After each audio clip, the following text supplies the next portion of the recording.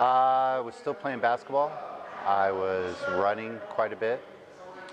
I did some weight training, but it was mostly just bro split, chest, shoulders, back, buys, that type of stuff.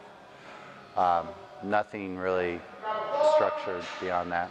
To be honest, the original location looked a little bit, dirtier and chalkier than the other ones I looked at. So it looked like it was a little bit more geared towards actual working out instead of just looking like a polished product, you know. I would rather be involved with people who didn't care so much whether the facilities were great, but that the coaching and the effort was great.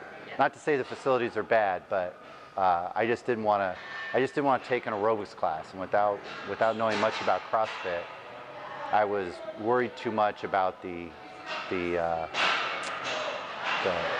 non-cave weightlifting appearance some places have. Mobility has increased a lot, which was my biggest driving factor towards doing CrossFit as opposed to just running and weightlifting, as I knew my mobility wasn't getting done. And everybody knows they're supposed to stretch, but just doing a couple of simple stretches that you got taught in high school PE class doesn't really address. And as I got older, I was getting pain in areas that I didn't normally have. Like, it wasn't just knee pain, it was pain in other areas. So I needed something that was going to force me to use more of my body than just sitting on a bench or sitting in a machine, hopefully to address the mobility stuff. I would say strength-wise, I'm probably as strong now as I ever have been, especially considering my age. I know I do some things more than I used to in my 20s.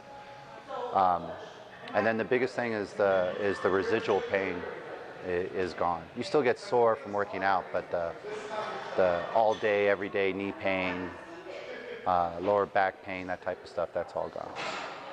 I mean, if anybody's looking at this who doesn't do this type of workout, I wish I had picked it up earlier, because you are, in a certain respect, wasting your time with just doing the normal 30 minutes of cardio, 30 minutes of strength work, because you're going to skip the things you don't feel like doing, you're not going to address the weaknesses you should be doing, and you don't get that explosive, all-over conditioning like you would in a structured WOD type of approach.